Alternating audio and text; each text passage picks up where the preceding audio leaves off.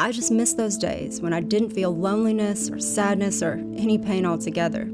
Sometimes I just want to give up."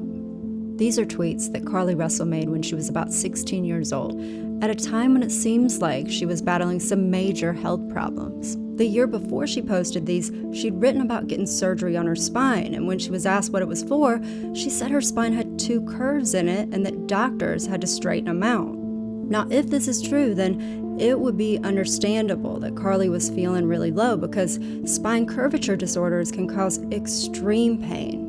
These back conditions are actually very common, and they're most often diagnosed in late childhood or adolescence.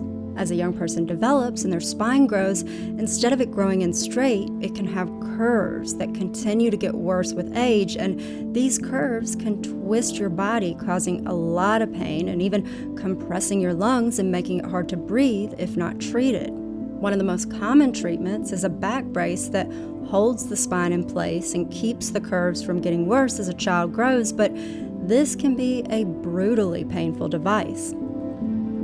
It hurts all over. I have bruises, and it squeezes on me, and it hurts. Despite how painful these back braces are, they still may not be enough to treat severe curves, and that's when surgery is often needed to straighten the spine, but it's not a simple procedure. A surgeon has to remove part of your spine and then drill screws into your bones and then run a rod through your back to straighten it out. And as you can imagine, this can cause a mind-blowing amount of pain that some patients report gets worse after surgery and even causes them to regret getting it in the first place. Has anyone had a lumbar fusion and it hasn't ruined their life? I've heard that 30 to 50% of lumbar fusions end up in more surgeries and don't work. Sometimes I feel like I'm damned if I do and damned if I don't. This just shows you how serious this back surgery was.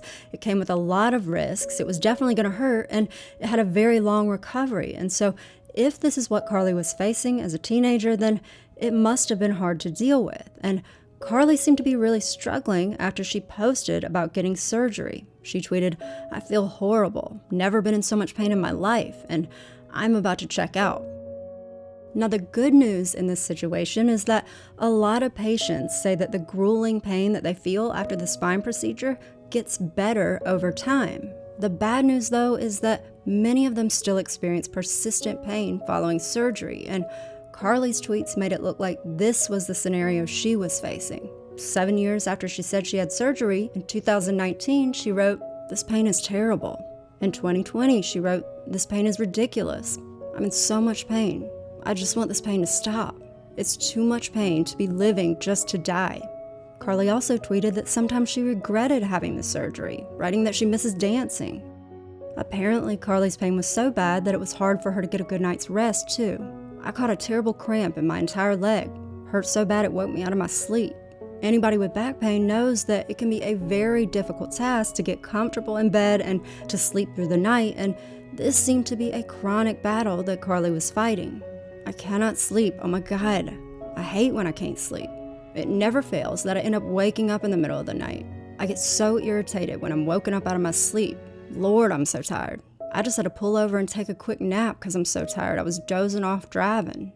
Carlee also tweeted about taking pain medicines, but it sounded like some were working better than others. "This medicine has me feeling terrible, like so nauseous. I absolutely hate feeling nauseous. Oh my God, my stomach hurts so bad." If Carlee was dealing with this kind of health issue, then it must have been really challenging, because spine disorders can force you to sit out on the day-to-day activities that others are busy with. Parents at a party, bro gone, and I'm at home alone, disabled. This is my life. People think just because you smile, your life is great, when really, you feel like breaking down inside. In other tweets, Carlee expressed frustration because she said she had so many doctor's visits. "I'm so tired of going to the doctor, like I just can't deal." To make things worse, Carlee repeatedly talked about having to go to the doctor alone, which is not a situation anybody wants to face when they're up against a serious health condition, and it seemed that Carlee did not feel like the people in her life cared about her. "If my boyfriend had surgery, you wouldn't have beat me to his house to check on him. I would have been there quick as f***. Ain't no way you say you care about someone and don't even check on them." She wrote to someone else, "We've been friends for 3 years and you never brought me anything. Loyalty doesn't exist." And she replied in that same thread, "What about when I had my back surgery?" She also tweeted, "You spend all your time checking on people, making sure they're straight, but nobody will ever check on you. Done helping people that won't help me. I literally don't trust people, and it's for a reason."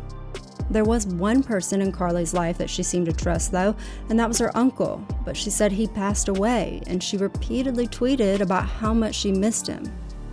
All in all, Carlee's Twitter account makes it seem like she had been wrestling with some serious challenges going all the way back to her childhood, and if we fast forward to recent years, it did not look like things had improved.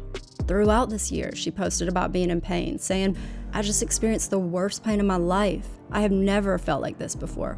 Had to call into work. I literally just can't do life today." This was on June 6th of this year, and it seemed like the pain had finally reached the point where treatment could no longer be delayed, because later that month, Carlee wrote, "I'm so nervous for the surgery tomorrow. I hate being put under anesthesia."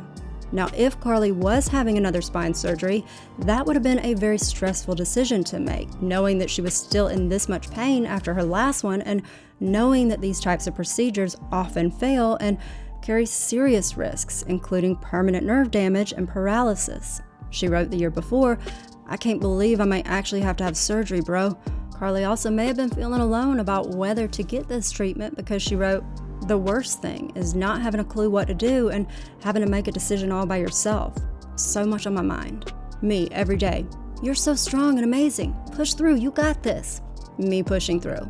Carlee had been making posts like this for 10 years now, and I don't want to try to cherry pick her tweets or suggest that anything that may have been going on with her health justifies a hoax abduction, but I'm just exploring what her mindset was before this happened, and there was definitely a pattern of her talking about struggling with pain and isolation, feeling like people didn't care about her, and expressing that she's at the end of a rope.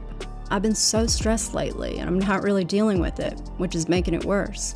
I really want to learn how to compartmentalize my irritation, because whenever I'm irritated or mad, it's directed towards literally anything and anyone. I just got so pissed off, so over this shit.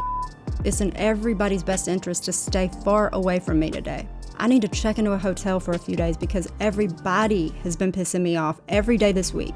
Like, please just stop talking and stay away from me for at least 48 hours. I'm done being nice to everybody. Y'all. 10 seconds until I go off. The day is coming where I blow on every motherfucker that's tried me in the last 30 days.